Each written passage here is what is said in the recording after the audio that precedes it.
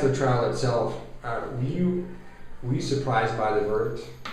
Um, to tell the truth, realistically, I was shocked that they found me guilty, right?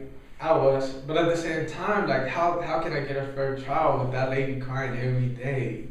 Like, it's hard. Like, even if I'm putting in one of the jury's position, right? Just say I was a jury, right? And a juror, and I'm sitting there seeing this lady cry every single day. Like, I will definitely vote guilty just to give this lady some, some closure, right? Then at the same time, like, you can bring two predicates.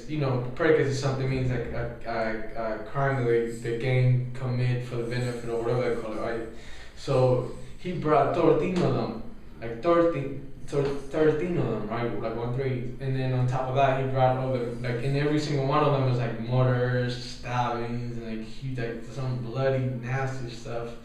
Then on top of that, he brought murders that happened. Like I think one of them even happened after I was arrested.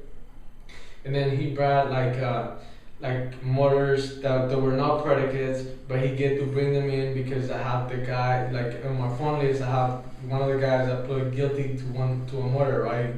So he even brought to bring that in. Brought to bring like pictures of hella dead bodies, people stabbed all over the place. Like to have a guy with like. They got stabbed from the ear like all the way to his mouth, like the whole thing. It's just nasty, like and then he said, oh, he associates with these people, he hang out with these people.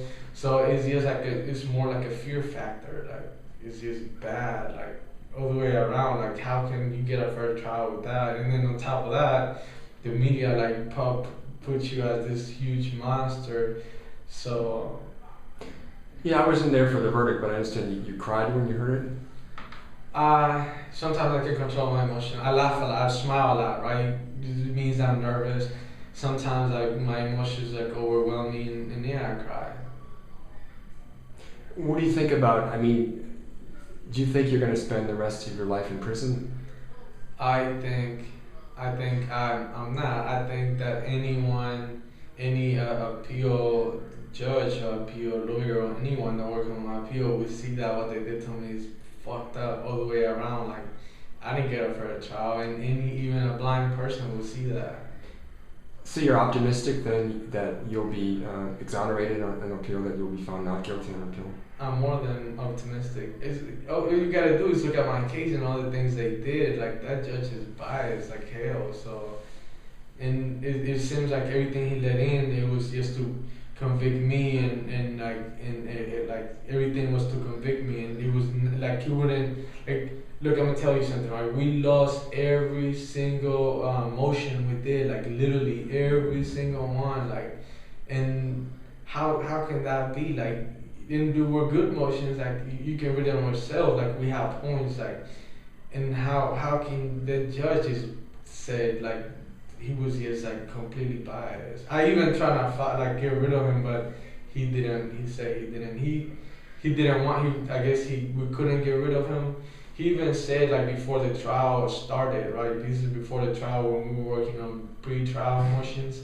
He said, "You murdered 3 innocent people, right?" And then my lawyer said allegedly, right? So then he said allegedly, and then because my lawyer was trying to do a motion to get rid of him because he made that statement.